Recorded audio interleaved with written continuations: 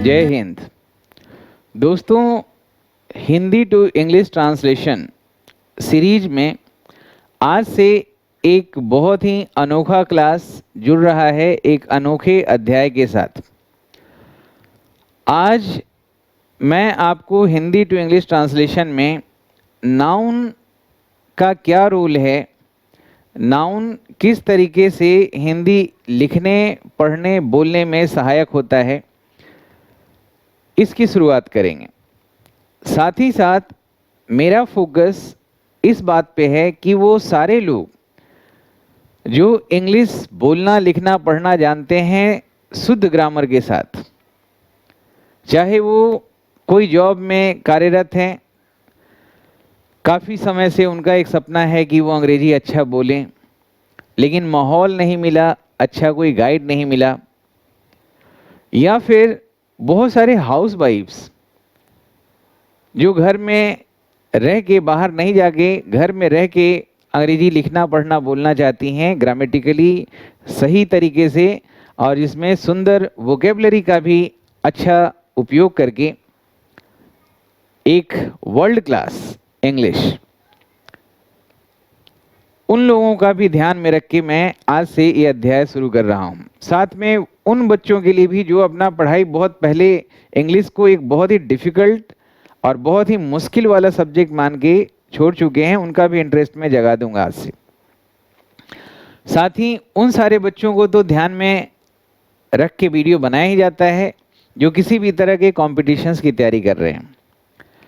जैसे अभी जुलाई अगस्त में CHSL का एडमिट कार्ड आ चुका है, बच्चे एग्ज़ाम की तैयारी लगभग कर चुके होंगे, लेकिन फाइनल रिवीजन अगर CHSL के बच्चों का या CGL का भी एग्ज़ाम जुलाई अगस्त में हो रहा है या CPO का हो रहा है, तो फाइनली अगर आप रिवीजन करना चाहते हैं तो मेरा रिकॉर्डेड क्लास आप ज़रूर परचेज करिए श्याम शर्मा क्लासेस का, और उसमें प्रैक्टिस बैच जो है उसको करिए। तो 10-15 दिन के अंदर में ही प्रैक्टिस बैच के सारे वीडियोज़ देख के आप अपना सक्सेस बिल्कुल सुनिश्चित कर सकते हैं।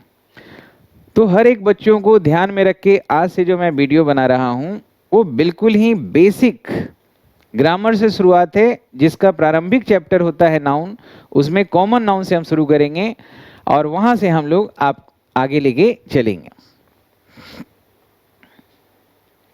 और जो बच्चे तैयारी में लगे हुए हैं, जो हाल फिलहाल में एग्ज़ाम है उनका जुलाई अगस्त में, वो रिकॉर्डेड क्लास को परचेज करें। चलिए दोस्तों, आज जो हिंदी टू इंग्लिश ट्रांसलेशन में जो चैप्टर मैं उठाया हूँ वो है कॉमन नाउन। इसके बाद material, collective, abstract noun, pronoun, determiner, article, conjunction, adverb, preposition, सभी का उपयोग हिंदी टू इंग्लिश ट्रांसलेशन के जरिए आपका ओवरऑल अंग्रेजी अच्छा हो, इस पे फोकस होगी। जब हम हिंदी से अंग्रेजी लिखते हैं या बोलते हैं तो सबसे पहले हमें सब्जेक्ट पहचानने की ज़रूरत होती है, या फिर हम जब कोई एरर खोजते हैं, फिल इन द ब्लैंक्स या स्पॉटिंग एरर कुछ भी करते हैं कॉम्पिटिटिव पॉइंट ऑफ व्यू से, तब भी हमें ऐसा करना पड़ता है। तो हिंदी वाक्य में जब भी वर्ब मिलेगा तो लास्ट में मिलता है। तो यहाँ लिखा हुआ है कि कोई कलंकित कर रहे थे। कौन कलंकित कर रहे थे? एक डॉक्टर और इंजीनियर। अब यहाँ पे डॉक्टर, इंजीनियर हमारा कॉमन नाउन है। कोई भी प्रोफेशन का नाम, डॉक्टर, इंजीनियर या टीचर है, नर्स है या सिंगर है, डांसर है, कार्टोग्राफर है, ये सारे जो होते हैं आपके कॉमन नाउन होते हैं। जैसे फ्रूट्स के नाम, फ्लावर्स के नाम, एनिमल्स के नाम, या कोई भी बना हुआ वस्तु है, या कोई मेज़रमेंट यूनिट है, जैसे चाहे वो टाइम मेज़र करता हो या फिर डिस्टेंस मेजर करता हो या वेट मेजर करता हो, ये सब हमारे कॉमन नाउन है और ये काउंटेबल होता है। ग्रुप को छोड़ के ये सारे जो काउंटेबल हैं वो कॉमन नाउन है।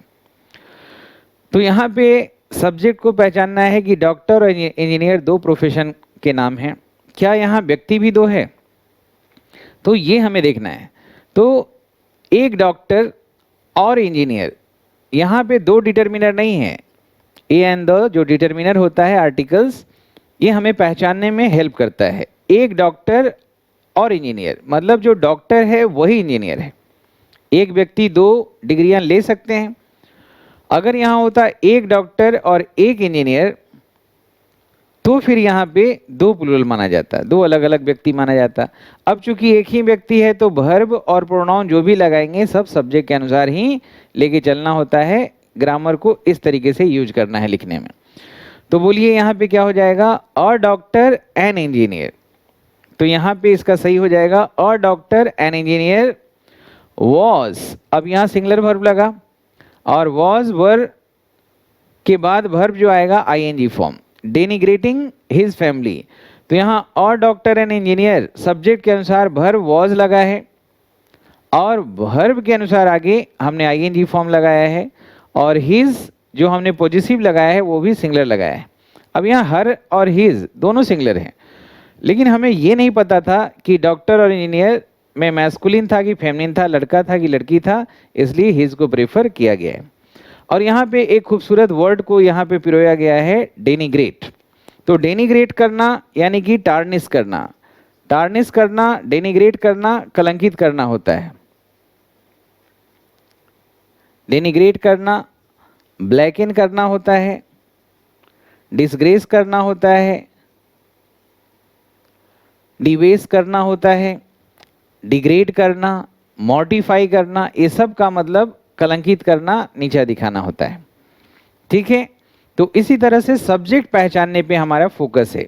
ये कॉमन नाउन के जितने भी वीडियोस मिलेंगे या नाउन प्रोनाउन तक वो सब्जेक्ट पहचानने के हिसाब से है। चलिए दोस्तों, दूसरा वाक्य देखिए और सब्जेक्ट पहचानिए। बताइए इसमें सब्जेक्ट सिंगुलर है या प्लूरल है। प्रोफेशन तो दो है, डॉक्टर और इंजीनियर। प्रोफेशन दो हैं, क्या व्यक्ति दो हैं?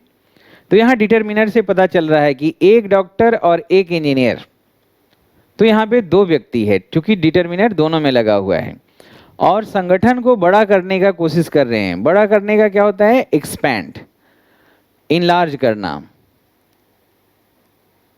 है ना, इंटेंसिफाई करना, मैग्नीफाई करना। तो वर्ड मैं बता दिया हूं। अब बताइए इस वाक्य का सेंटेंस जो इंग्लिश में बनाएंगे वो क्या होना चाहिए? साथ में कोशिश करिए। मैं सेंटेंस को एक्सप्लेन कर रहा हूँ, वर्ड लिख रहा हूँ और आप सेंटेंस को पूरा करिए। अगर आपने यही सोचा है जो यहाँ पे स्क्रीन पे दिख रहा है कि a doctor and an engineer are trying to expand this organisation या इनलार्ज दिस ऑर्गेनाइजेशन और मैग्नीफाई दिस ऑर्गेनाइजेशन, तो ये आप बिल्कुल सही हैं। चलिए अगला वाक्य को देखिए और बताइए कि इसमें सब्जेक्ट जो है सिंगुलर है या प्लूरल है। कौन दयालु व्यक्ति हैं?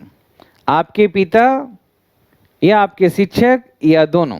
किसकी बात हो रही है? अब आपको पहचानना है डिटरमिनर का प्रयोग करके। A and the, your, his, her, their, my, our, each, every, either, first, second, third, 1, 2, 3, 4, ये सारे डिटरमिनर हैं।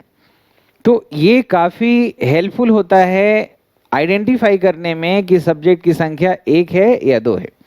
तो आप अपने हिसाब से बताइए, अगर आपने कॉमन नाउन पढ़ा है तो ये सब्जेक्ट जो है कौन दयालु व्यक्ति हैं?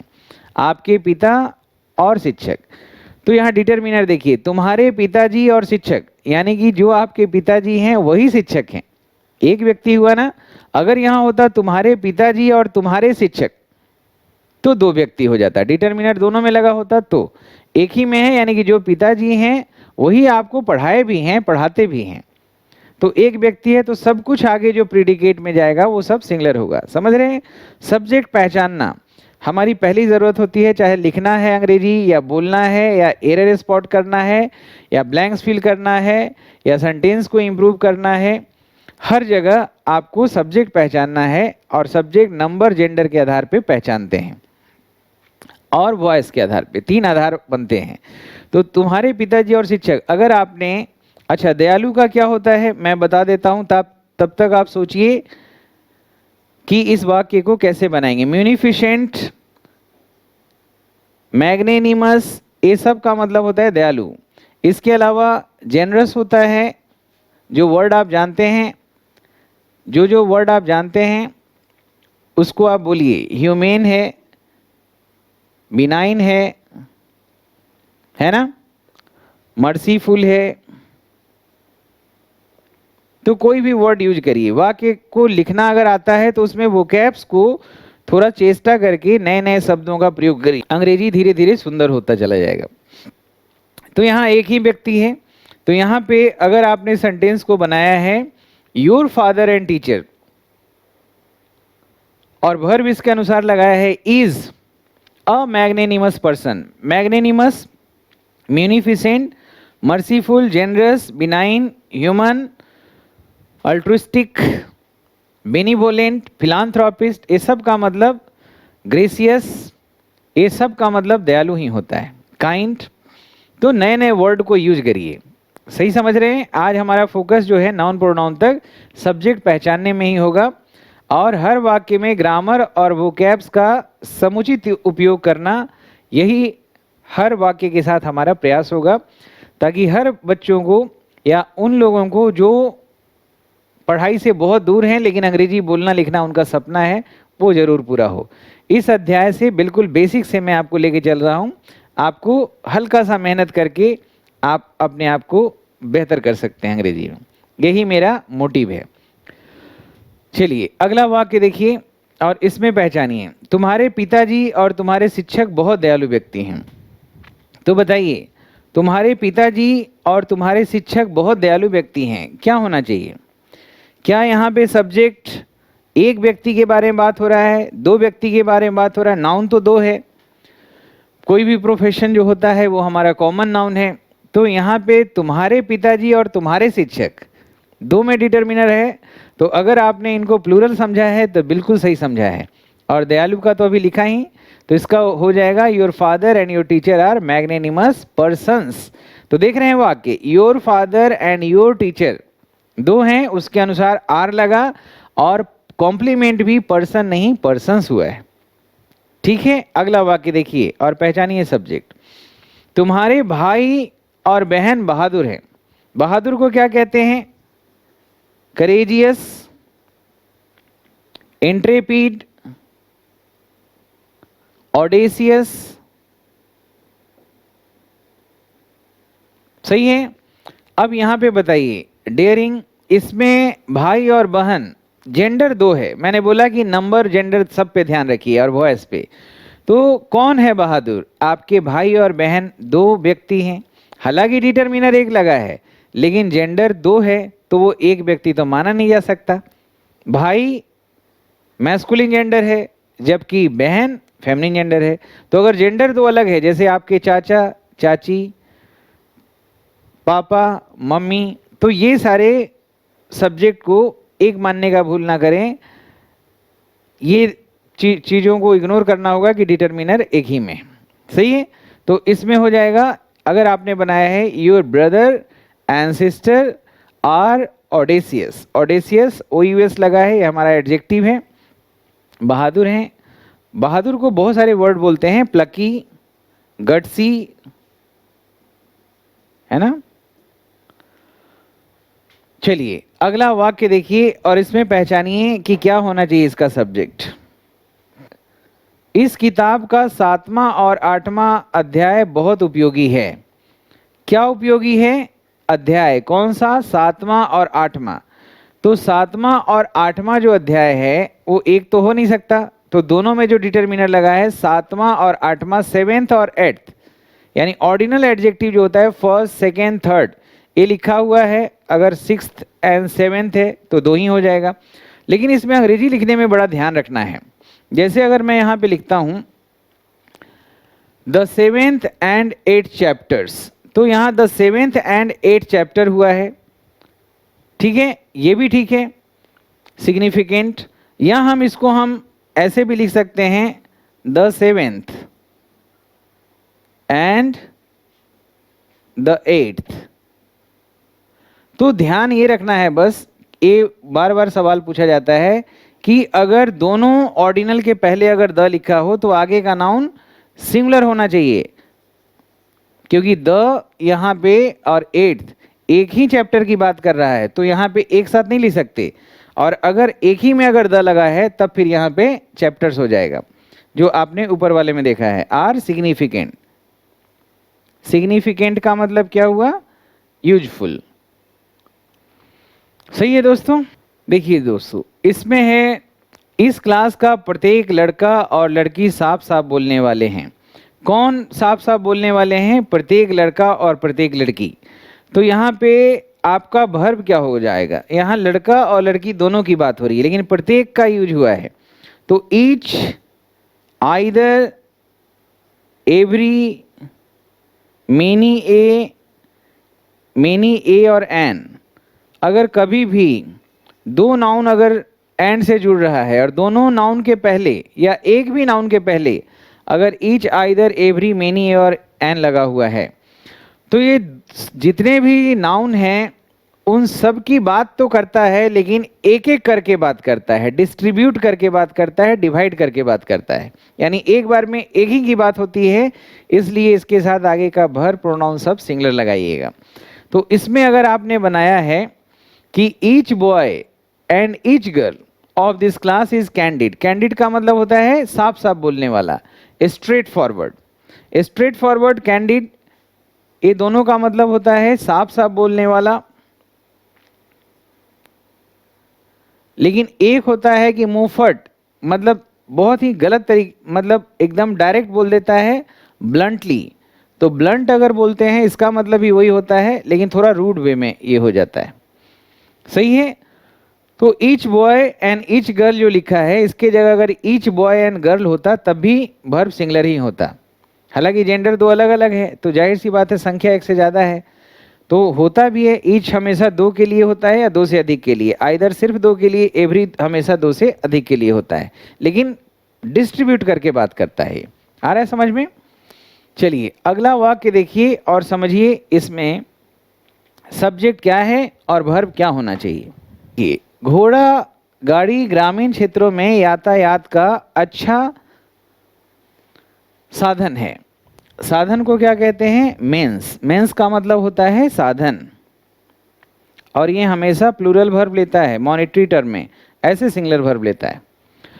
तो घोड़ा गाड़ी, यहाँ पे घोड़ा गाड़ी कौन है? यातायात का अच्छा साधन, घोड़ा गाड़ी। घोड़ा अलग और गाड़ी अलग तो नहीं है, इसका मतलब हो गया तांगा। तो तांगा एक अच्छा साधन है, तो इसके लिए वर्ब आप सिंगुलर लगाएंगे, नहीं तो घोड़ा और गाड़ी को अलग अलग समझ के ना लगाएं। लेकिन अगर यहाँ पे होता a horse and a carriage, दोनों में अगर डिटर्मिनर होता तो जरूर प्लूरल हम लगाते। अगला वाक्य देखिए, हथौड़ा और हसिया। हथौड़ा और हसिया समाजवादी दल का प्रतीक चिन्ह है। क्या है? प्रतीक चिन्ह है। तो ये सिंगुलर कॉम्प्लीमेंट है। तो सिंगुलर अगर कॉम्प्लीमेंट हो तो सब्जेक्ट भले ही दो लिखा हुआ है, लेकिन उसको सिंगुलर ही मानेंगे। तो यहाँ पे a hammer and sickle is the sign of communist party. तो इज के बाद देखिए क्या लिखा हुआ है? द साइन, साइंस नहीं लिखा है, साइन। तो कॉम्प्लीमेंट इज एम आर के बाद जो कॉम्प्लीमेंट है वो तो सिंगुलर है, इसलिए इसके साथ सिंगुलर वर्ब का प्रयोग करेंगे। तो ये पूरा जो है एक यूनिट बनना चाहिए, ग्रामेटिकल कंस्ट्रक्शन यूनिट बनना चाहिए, जिसमें सब्जेक्ट का नंबर, जेंडर, वॉइस के अलावा कॉम्प्लीमेंट का नंबर भी इंपॉर्टेंट रोल प्ले करता है। जैसे अगला वाक्य देखिए, 10 साल एक लंबी अवधि है। अब यहाँ पे संख्या में तो आपको पता है कि 10 ईयर्स। अब यहाँ मैं बता दूं कि year, month, week, fortnight, decade, century, millennium, ये सब हमारा कॉमन नाउन है। Rupee, dollar, riyal, kilo, kilogram, ton, metre, kilometre, mile, ये सब हमारा कॉमन नाउन है, सिंगुलर प्लूरल हम बना सकते हैं। लेकिन 10 साल है तो प्लूरल, लेकिन आगे कॉम्प्लीमेंट जो है सिंगुलर है। एक लंबी अवधि है, एक लंबी अवधि, तो कॉम्प्लीमेंट जो है वो सिंगुलर है, इसलिए 10 ईयर्स के साथ प्लूरल तो लगता है, लेकिन यहाँ क्या होगा? Singular verb. तो इसका सही होगा 10 years is a long period. Complement क्या हुआ? अ लॉन्ग पीरियड, जो सिंगुलर कॉम्प्लीमेंट है सब्जेक्ट का, तो फिर इसको हम 10 ईयर्स आर नहीं लिखेंगे। अगर यही होता कि 10 साल अभी बाकी है, 10 ईयर्स आर रिमेनिंग, तो यहाँ आर हो जाएगा। क्यों? क्योंकि 10 ईयर्स के बाद 10 ईयर्स एक से ज्यादा है तो आर तो लगना चाहिए। आर लगा है, यहाँ एक कॉम्प्लीमेंट नहीं है, ये हमारा वर्ब है। लेकिन उस वाक्य में एक लंबी अवधि कॉम्प्लीमेंट है उस सब्जेक्ट का, और चूंकि कॉम्प्लीमेंट और सब्जेक्ट दोनों का नंबर जो है कोऑर्डिनेशन में चलना चाहिए। अगला वाक्य देखिए और फिर उसी तरह का वाक्य एक है। देखिए फिर से देखिए, 20 किलोमीटर कॉमन नाउन है और संख्या में प्लूरल है, क्या वर्ब हम प्लूरल लगाएंगे? नहीं। एक लंबी दूरी, कॉम्प्लीमेंट सिंगुलर है तो सब्जेक्ट को सिंगुलर ही माना जाएगा। तो अगर आपने लिखा है 20 किलोमीटर्स, नाउन जो है वो प्लूरल फॉर्म में लिखा जाएगा, लेकिन वर्ब जो होगा सिंगुलर। क्यों? क्योंकि अ लॉन्ग डिस्टेंस कॉम्प्लीमेंट इसका सिंगुलर है। एक बार फिर से देखिए दोस्तों, अगला वाक्य है, इसमें भी देखिए कि सब्जेक्ट सिंगुलर मानेंगे या प्लूरल। 10,000 रुपया है तो प्लूरल तो है, लेकिन कॉम्प्लीमेंट से भी तो मिलाना है। कॉम्प्लीमेंट है एक बड़ी रकम जो सिंगुलर कॉम्प्लीमेंट है। तो यहाँ पे 10,000 rupees is a great amount अगर लिखा है, बिग अमाउंट लिखा है, तो ये बिल्कुल सही है। ठीक है दोस्तों, अब कुछ क्वेश्चंस आप देखिए जो एग्जाम में पूछे जाते हैं इसी पैटर्न पे, तो उसको आप देखिए कि आप सही से पकड़ पाते हैं कि नहीं। सिर्फ 10 क्वेश्चन आप देखिए और फटाफट आंसर दीजिएगा। देखिए 5 kilometres has been covered on foot या have been covered on foot. 5 kilometres plural है तो वर्ब प्लूरल ही होना चाहिए, क्योंकि यहाँ कोई कॉम्प्लीमेंट सिंगुलर है नहीं, तो हैव बीन होना चाहिए, यानी कि बी हमारा सही है। अगर होता 5 kilometres is a great distance, long distance, a short distance, तो फिर सिंगुलर वर्ब होता। चलिए दूसरा वाक्य देखिए, 5 kilometres are a long distance, आगे कॉम्प्लीमेंट क्या है? सिंगुलर, तो इज होना चाहिए। चलिए अगला देखिए, 10,000 rupees are a great amount, no, is a great amount.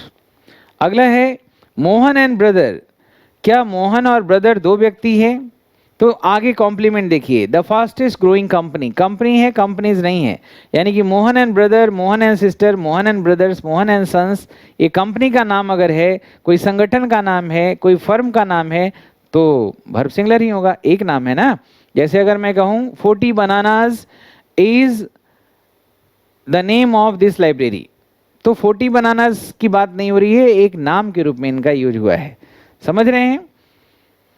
जैसे अली बाबा एंड 40 चोर इज अ गुड सीरियल, तो 40 चोर की बात नहीं हो रही, सीरियल का नाम है वो। समझ रहे हैं? चलिए अगला देखिए, अगला क्वेश्चन है, he has given a 5 rupees note. तो यहाँ पे गलती क्या है कि 5 है तो रुपीज तो होना चाहिए, लेकिन रुपीज के आगे नाउन है, तो नाउन के पहले जो भी होता है वो सब एडजेक्टिव होता है, और एडजेक्टिव प्लूरल नहीं बनाया जाता, इसलिए रुपी होना चाहिए। 5 क्वेश्चन और देखिए, my spectacles, spectacles, shoes, socks, trousers, pants, scissors, compasses, ये सब क्या है? ये सब पेयर में बनता है, हमेशा प्लूरल ट्रीट होता है, तो यहाँ पे हैव बीन होना चाहिए। A pair of scissors, a pair, 2 pairs लगा के हम इसको सिंगुलर प्लूरल बनाते हैं, तो यहाँ पे a pair of scissors has been sold, अगर आपने इसको नो एरर में रखा है तो बिल्कुल सही है। अगला वाक्य देखिए, 5 पेयर्स ऑफ सॉक्स, 5 है, एक से ज्यादा की बात हो रही है, आर होना चाहिए। द स्पेक्टिकल्स ऑफ स्विट्जरलैंड, यहाँ पे कौन फैसिनेट करता है, क्या फैसिनेट करता है टूरिस्ट को? स्विट्जरलैंड का दृश्य, तो यहाँ पे स्पेक्टिकल होना चाहिए, क्योंकि स्पेक्टिकल्स बोलते ही वो हो जाता है गोगल्स, ऑप्टिकल्स, चश्मे। तो अब यहाँ पे इस खाली हटा दीजिए स्पेक्टिकल से, उसी में गलती है, उसी पार्ट में। अगला है, you must tie this deadly animal with fitter. Fitter हमारा यहाँ गलत उपयोग हुआ है, जंजीर से बांधना है तो जंजीर के लिए फीटर्स का प्रयोग करते हैं और या आयरन्स का प्रयोग करते हैं। तो 10 क्वेश्चन हमने पूछा है, मैं बिल्कुल बेसिक से कॉमन नाउन से लेके चल रहा हूँ, इस पे अभी और वीडियोस दूंगा कॉमन नाउन पे, और लगातार कॉमन नाउन, कलेक्टिव नाउन, दोनों काउंटेबल के बाद मैटेरियल, एब्स्ट्रैक्ट और noun cases, proper noun, gender, number, इन सब की बात करते हुए हम आपको बिल्कुल बेसिक से लेके ये पूरा सीरीज चलेंगे, जो एकदम फाइनल आपका एफर्ट है। इसके बाद आपको अंग्रेजी के लिए कोई एफर्ट लगाने की ज़रूरत नहीं पड़ेगी, बिल्कुल स्टार्टिंग से लेके चलेंगे। इसमें ग्रामर और वोकैब साथ साथ, और 10 क्वेश्चन प्रैक्टिस का रोज चलेगा। जो बच्चे पहले से पढ़ चुके हैं, जो टॉपिक को जानते हैं, उनके लिए और इम्पोर्टेंट है कि वो चेक कर सके, जो नहीं जानते हैं उनके लिए समझना बिल्कुल आसान होगा। लेकिन अंग्रेजी के लिए श्याम शर्मा क्लासेस के अलावा कहीं और देखने की ज़रूरत ना हो, ऐसा मेरा प्रयास आपके लिए रहेगा। जय हिंद, जय भारत, भारत माता की जय, वंदे मातरम।